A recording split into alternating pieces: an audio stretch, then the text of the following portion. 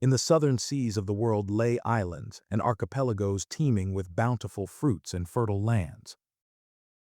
The waters teemed with marine life, and seafaring peoples settled upon those shores, founding cities and kingdoms. Their founding coincided with the fall of the enlightened kingdom of the north, and a great diaspora of fugitives carried them as far south as they could go.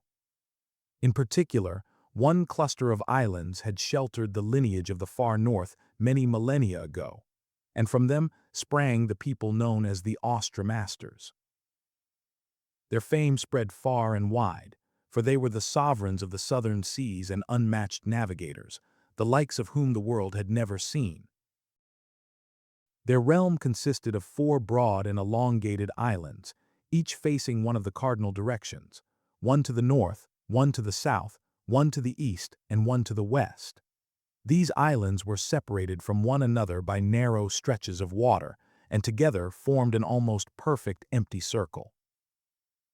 At the center of this circle lay another island, nearly perfectly round, though it held nothing of note, being rather small. From the very beginning, the Austromasters were born as divided people because of their territory. 4 great families divided control of the islands among themselves, and together they ruled the vast seafaring nation. For every major decision, 4 representatives, one from each family, would gather on the central island within the circle and cast their votes. Because they were so divided by power and interests, great decisions were rarely made, except when an immediate and dire threat loomed. As time passed, however, the 4 families began to vie for greater influence over the islands, and tensions rose to levels never before seen. Just as they stood on the brink of open war between factions, an old man was discovered on the central island. He had made camp there and was calmly eating fish and game. His appearance immediately aroused the curiosity of the family representatives, who wondered how he had reached the island at all. No one but they were permitted to set foot there, and the island was constantly guarded by patrol boats. The old man had irises of a strange gray-white hue and wore a medallion containing an unknown violet flower. His clothes were ragged, yet his skin appeared fair and remarkably clean. He asked for a staff, and one was immediately granted to him. When he began to speak, everyone listened with rapt attention and heard his prophecy. A youth shall be born to one of the 4 families. He will be the first true king of the Austromasters, uniting the entire people under his rule. A temple must be built on the central island in honor of his coming, for it is there that he shall be conceived. His name shall be Circian. The representatives did not doubt the old man's words, for an enchantment had wrapped itself around their hearts and minds. Thus the families set aside their plans for war and waited for the arrival of Circian. 4 generations passed. The power of the old legend began to fade, and the new representatives and families returned to their own ambitions and rivalries. Tensions rose once more, and the troops of each family stood ready for war. Then, a young maiden from the northern family fell in love with a young man from the south. They met in secret, love blossomed between the two, and they were wed. Soon she carried a child in her womb. On the return voyage from the southern island toward the north, a serpentine beast attacked their ship. All aboard were thrown into the sea.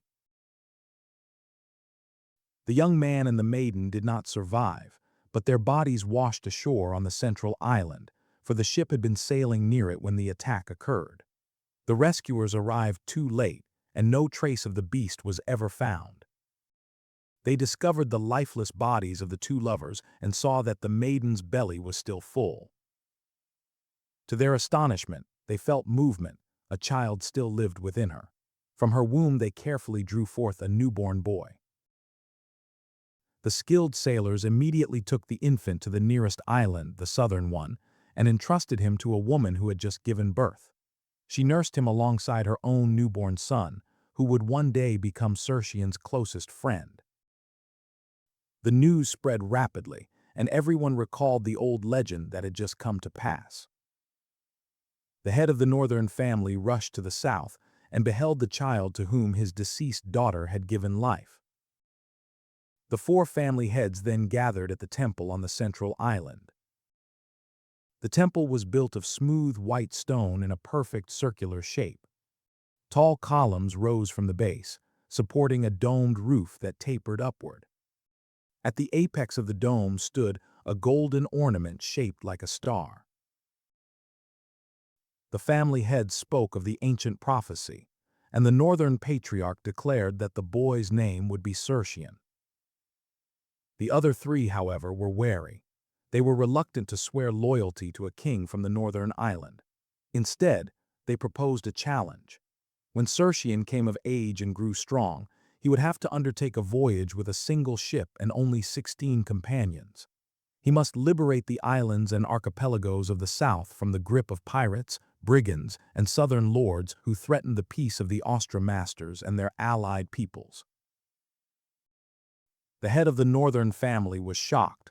One ship and only 16 men seemed utter madness. He tried to dissuade the others, but they remained firm. If the legend proclaimed him king, then he must prove himself worthy. And so begins the story of Circian,